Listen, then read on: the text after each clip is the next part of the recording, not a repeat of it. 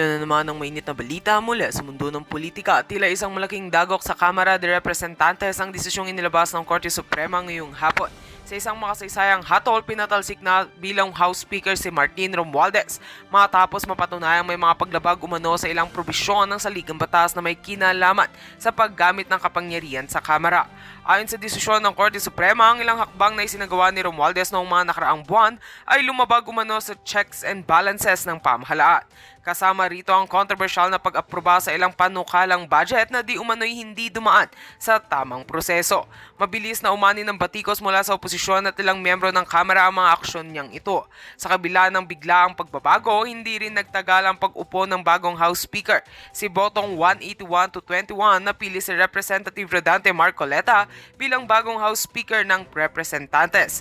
Kilalang kalyado ng administrasyon si Marcoleta ay matagal ng aktibong personalidad sa Kongreso at naging sentro rin ng ilang issue at debate. Samantala, umaasa ang marami na magiging daan ito sa mas transparent at patas na pamumuno sa mababang kapulungan. Wala pang pahayag si dating Speaker Romualdez ukol sa desisyon, ngunit inaasahan ng marami ang kanyang apela sa mga susunod na araw. Abangan ng iba pang detalye sa pagpapatuloy ng ating coverage. At yan nga ang mga balitang ating pagkakatutukan, at kung bago ka pa lamang sa aking channel ay huwag kakalimutang mag-like, share and subscribe para updated ka sa aming mga bagong balita dito sa Tatak Pinas.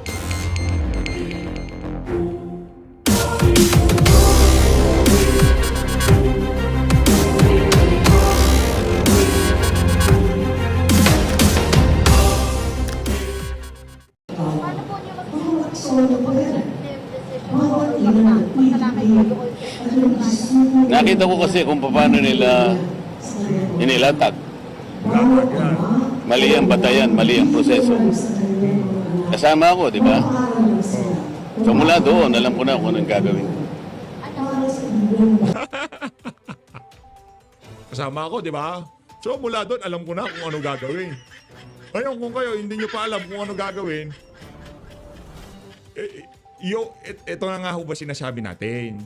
Yung mga bagong elect na senador, kagaya ni Tolfo, kagaya ni... Sino pa ba mga bagong elect na mga senador?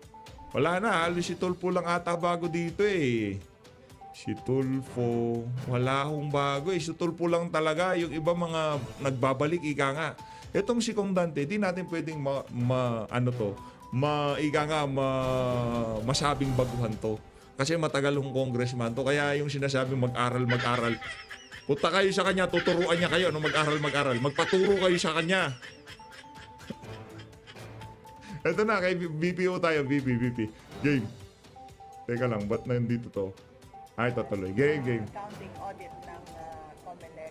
But more than that, kung meron pa bang ibang nakikita yung Pagka nito, maya-maya ho, na lang ho tayo, kumbaga, sabay-sabay na lang ho natin papanoorin yan at hindi na ho tayo masyadong babanat sa mga sasabihin nitong si BP Sara. Kasi gusto ho nating namnamin yung mga litanyang bibitawan niya dito sa video na to.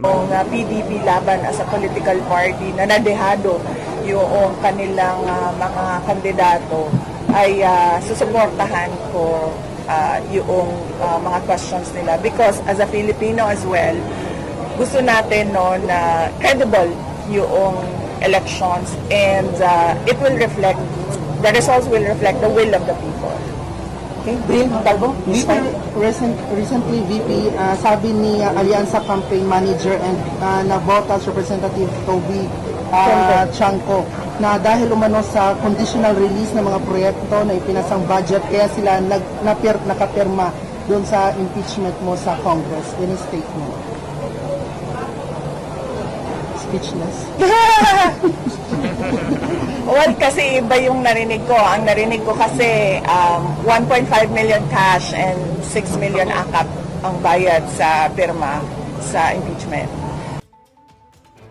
Ang narinig ni VP, ganong kalaking halaga ang narinig ni VP na pinamigay dyan sa pagpirma na yan sa impeachment. Grabe, pipirma ka lang, magiging milyonaryo ka na. Nakanto ko. Tapos meron ka pang akap-akap. Kung susumain, sa tingin mo natin, VP, yung mga figure na binanggit nila, hindi pa totoo yan. Kasi ano yan eh, pagdating sa proyekto talagang ano daw eh, pagdating sa AKAP pala eh talagang daang milyon daw pinag-uusapan. So, baka iba pa Yun yung yung... sinabi niya, recent lang sa interview sa One News. Baka iba pa yung conditional release, no? So, in addition pa yun doon sa mga natanggap noong mga nagpirma. And totoo din naman yun, public record din na makikita ninyo na yung mga hindi pumirma, zero talaga yung budget para sa kanila. But more than that, alam nyo, hindi dapat nagkakaroon ng budget ang mga congressman kasi that is pork barrel. Hindi sila dapat nagkakaroon ng apportionment doon sa projects ng executive department kasi ang trabaho lang naman ng congressman ay gumawa ng batas eh. Hindi siya pwedeng kumuha doon sa budget ng mga departments natin. So, madaming irregularities and malamang yan din yung protesta ng pagkaraniwan na mga tao na hindi nagagamit ng maayos yung pera ng bayan. VP, sinabi din ni Toby Chanco na nabawasan daw yung boto ng kandidato ng mga alyansa dahil nga ito nga sa impeachment complaint na inilabas ng Congress. Yan ang hindi ko masasabi without a study. Baka merong access sa study si Congressman Toby Chanco kaya niya nasabi ng ganyan. But hindi ko masabi yan. Si BP, parang ganito yung si BP. Basta ako relax lang, bahala kayo dyan, mag-away-away. Di ba nagkakagulo ngayon, Toby Chanco, ito si Tambalolo, di ba nagkakagulo-gulo sila? O ito si BP, ako pa interview lang ako. Aaurahan ko lang itong mga reporter na to, di ba? Yan talaga ang maganda. Yan talaga ang ating ika nga, sobrang ano ho natin yan, crush natin yan si BP. Crush ho natin eh. Yan talaga maganda. Maganda na, matapang pa. Yan ang mga, yan yung mga ika nga, yan yung mga humahanay. Yang si VP, tapos si Ma'am Eden Santos. Yan yung mga ika nga yung mga crush natin sa larangan ng pagbabalita. Yan si Ma'am Eden Santos. Pagdating naman sa politika, wala nang mas gaganda pa dito sa ating Vice President Sara Duterte. Kung yan ba ang rason kung bakit pangit ang resulta ng mga senators doon sa alyansa. Arjun Relator, Jermaine Buntan. Ma'am, regarding sa result sa senatorial candidates, ma'am, ano tingin niyo magiging takbo ng impeachment trial, ma'am? How positive are you na, or confident are you na ma-active kayo, ma'am, dun sa impeachment trial sa Senate po? Wala akong expectations of acquittal or a verdict guilty. Basta sa akin lang ay tinanggap ko na kung ano yung magiging verdict. Whether guilty man yon or acquittal, I'm already at peace. At hindi ko alam kung paano boboto ang mga senators. If at all there will be a trial, I think it is wrong to start counting votes now because they haven't seen evidence yet. They haven't seen what the prosecutors have. They haven't seen what our defense is. So, parang mali siguro na magbilingan ng boto ng walang trial. Pero, ginagawa siya ng publiko. So, basta sa akin, tanggap ko kung anong mangyayari, anong magiging ending noong impeachment. Pero yung preparation po ng mga lawyers natin, kamusta po? Lawyers, okay naman sila.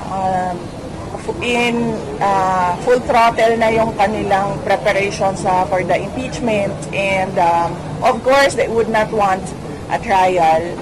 As lawyers, alam naman natin ang galawan ng mga abogado, no? Marami silang mga paraan sa batas as a legal recourse for their clients. But sinabihan ko na rin talaga sila, really, I truly want a trial because I want a bloodbath talaga. Anong naramdaman nyo nung sinabi ni Bibi? Yan na nga ba sinasabi natin? Masyado kasi nagpadalos-dalos tong administrasyon na to. Matitinag siya dyan sa dyan sa impeachment? Hindi. Wala akong pakialam. Sinabi ko na kasi, ayaan nyo na ako. Tatrabaho lang ako eh. Hindi nyo kasi ako sabi ko? Hayaan nyo lang ako magtrabaho sa sidelines. Magmulitika kayo. Anong gusto nyo gawin nyo. Pero huwag nyo akong pakialaman. Pinakialaman nyo. Ngayon, ano sabi niya? Wala na akong pakialam. Ma-impeach ako, ma-acquit ako, wala akong pakialam. Gusto ko lang ng bloodbath. Yan ang aking presidente. Ala dating Pangulong Rodrigo Duterte, walang inuurungan. Ika nga, anong impeachment? Ako matatakot sa impeachment. Magkakalatagan tayo doon. Doon na ilalabas ni VP yung mga dapat ilabas. Labasan ng baho. Magkakalatagan ng mga argumento, doon tayo sa impeachment, dyan sa House of Representatives. Ilang beses dumalo dyan si BP? Ilang beses siya dumalo dyan? Hindi man lamang ho siya tinanong. Diba? Nung ayaw niyang mag-oath, sinasabi lang, mag-oath ka, ba't natatakot kang mag-oath? Mag-oath ka. Nung medyo nagigipit na yung mga kasama ni BP, mga tauhan niya, sige na, mag-oath na ako, makukulit kayo eh, oath ako. Nag-oath siya, wala man tanong kahit isa. Ganun ho kalalabo yung mga congressman dyan sa House of Representatives. Kaya sinasabi natin dito, galing-galingan nyo. Yung mga naratibo, yung estratehiya nyo dito sa impeachment na to, yung ika nga, ilabas nyo na yung nyo, yung A-game nyo, ilabas nyo dito sa isa na to. Dahil si BP, ika nga, walang mawawala sa akin. Kahit na ma-impeach ako, wala akong pakialam dyan. Impeach nyo ako, pero sigurado ko dito sa isa na to, kung madidispatcha nyo ako, sigurado wala na rin kayong balik sa politika sa mga ilalabas ko. Ano ho yan mga kababayan? Kumbaga, hindi ho talaga natansya ng maigi. Netong hindi pa nag-uumpisa ang impeachment, talo na kagad sila. Talo na ho sila kagad. Dahil sa impeachment na yan, nagkandalaglagan. Ito, totoo real talk tayo dito. Dapat itong si Erwin Tulfo, number 1, number 2 ho yan. Sa totoo lang. Real talk. Pag-umpisa ng kampanya o yung pag-file ng lagi hong una yan. Kumbaga mind conditioning Tsaka yung pangalan Tulfo, yung naging DSWD secretary siya, talagang nakilala din naman siya di ba? Meron ho talagang kargada yan di ba? Malamang sa malamang number 2, number 2. Anong nangyari? Number 1, number 2. Anong nangyari diyan kay Erwin Tulfo? Ayun, lagapak ko siya. Linampasan ho siya nitong si Bam Aquino, nitong pang ilan ba si Tulfo? Basta, hindi na nawala ho siya dun sa pwestuhan niya, na dapat sana nandun siya sa pwesto ni Bam Aquino. Dahil dyan sa ginawa nila na yan kay dating Pangulong Rodrigo Duterte, pati yung mga taga Davao, taga Mindanao at Visayas na gustong bumoto dito kay Rafi Tulfo at dito kay Erwin Tulfo at dito kay Ben Tulfo, hindi na ho nila binoto. Isa pa ho yun kung bakit nalaglag etong si Ben Tulfo. Kasi yung dalawang yan, nagkakargahan yan kasi Tulfo may name recall. So itong isang Tulfo, affiliated siya dito sa alyansa. Ngayon, pagka sinabing Tulfo, nung pagdating ng botohan, wala na talagang mga Tulfo dyan sa Visayas tsaka Mindanao straight Duterte. Anong nangyari? Nalaglag pati si Ben. Kaya kung ako sa iyo, Ben Tulfo, sisihin mo rin yan si Erwin Tulfo. Dahil kasalanan din niya, pagkakatalo mo na yan, pati ikaw nakaladkad sa mga kabangagan nitong si Marcos Jr. Tuloy. Ma'am, we have Kyodo News, a Japan media base. Ken Sasaki, go ahead. Japanese na to the previous survey, Marcos Trump could not secure the predicted around 80. Why do you think that Marcos Trump has lost his seat in the Senate? And also, did you talk with your father about the results? Yes. We talked yesterday. We talked for a long time, about 41 minutes, about the results of the elections, both local and national. And I updated him about what are the ways forward with regard to the impeachment and with regard to what we are doing with his ICC case. So he is updated very recently, yesterday. And why do I think that the Alianza senators did not perform well? It's because of the president.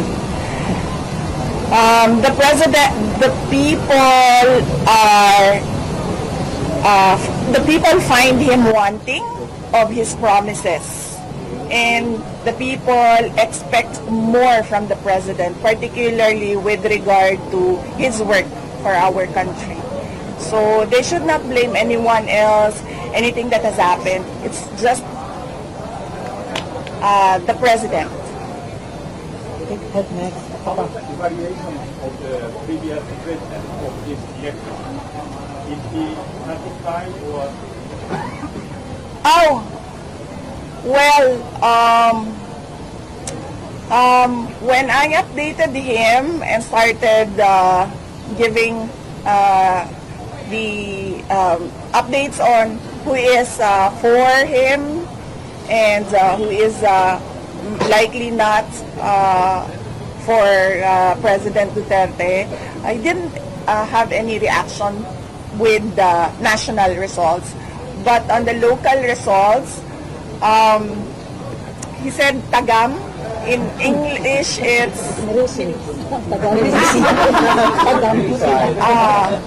Deserve it. don't really deserve. I said tagam. Tagam sila. So, yes, we'll just find the translation. For local and yun. Yes, for local. When I gave him updates for local. Before we continue, Oh, yes, I know. Naanadiritanan ako ang foundation ko. Ibalhin na siya tanan. Question po, VP, any updates po on how the PRD will take home from the case? Yes, the lawyers, his lawyers are working on how he will swear for his oath. They're working on it, and I don't think they have an answer right now. But I am sure they will give an update in the coming days, right before June 30, noon of June 30. Okay. And also, follow up din sa yung supplemental affidavit na that your camp will be filing on the denying the criminal offenses, grave threats, and inciting dispositions. Yes, yesterday there was a hearing in DOJ with regard to the NBI complaint on inciting to sedition and grave threats. And the lawyers manifested that they will submit a supplemental, some sort of a supplemental petition or motion in the NBI. I cannot talk about what that supplemental document will be, but I'm sure you will know about it once it is filed in the NBI.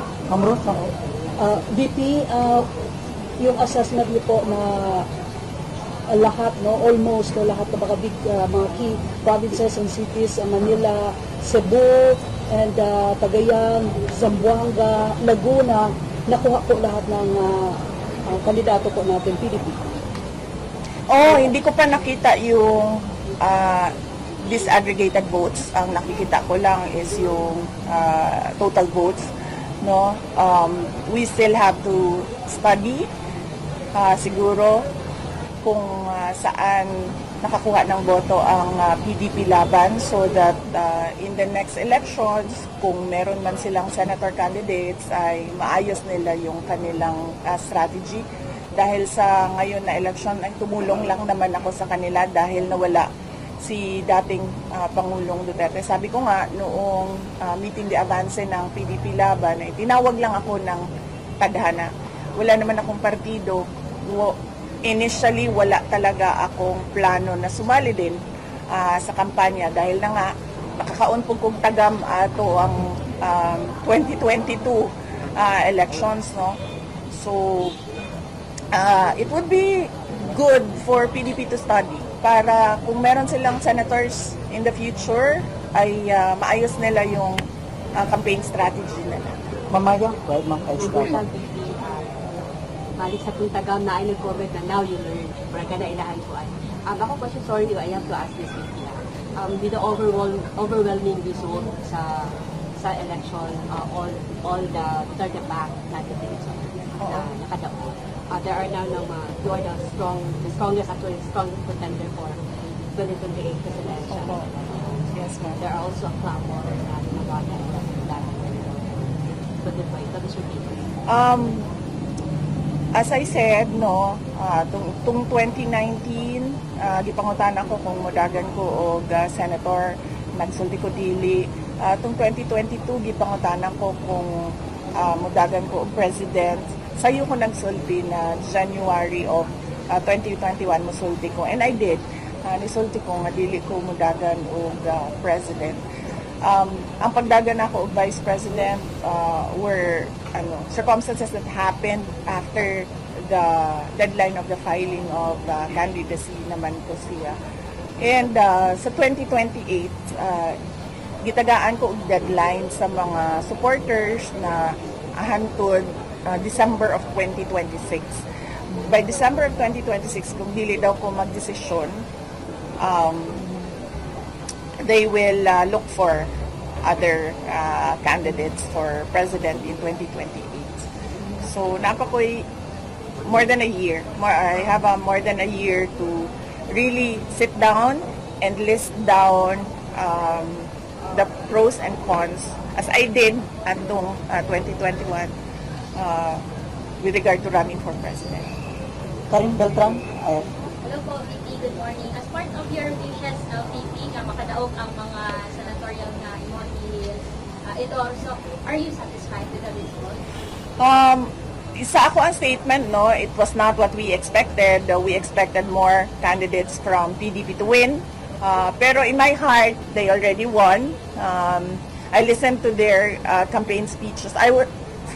Once lang ko nakapaminaw sa ilahang mga campaign speeches, kadto lang meeting de Avance, and I was proud of them.